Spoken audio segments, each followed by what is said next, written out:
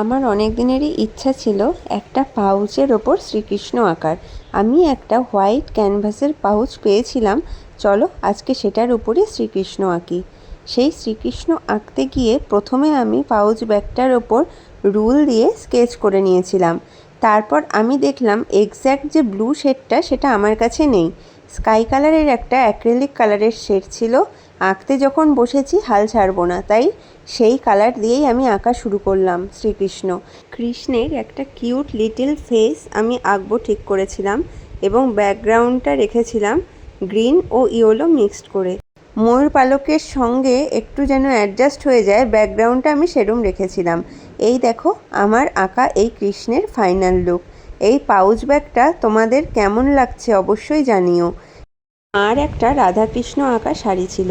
খাটনি করে ব্যাগটা যখন করলাম ভাবলাম সেই শাড়িটা পরে একটু ছবিও তুলে নেই। এই পাউচ ব্যাগটা তোমরা পেন্সিল বক্স হিসাবে ইউজ করতে পারো, কেউ আবার পার্স হিসাবেও ইউজ করতে পারো, অথবা ঠাকুরের ছোটোখাটো জিনিসপত্র গয়নাগাঠিও সাজিয়ে ঠাকুর ঘরেও তোমরা ব্যবহার করতে পারো। আমার এই নতুন কাজটি তোমাদের কেমন লাগছে কমেন্টে অবশ্যই জানিও, কারণ তোমাদের একটা কমেন্টই আমাদের নতুন নতুন কাজ করার আগ্রহ আরও অনেক বাড়িয়ে দেয়। আজকের মতো টাটা, দেখা হবে আরেক দিন।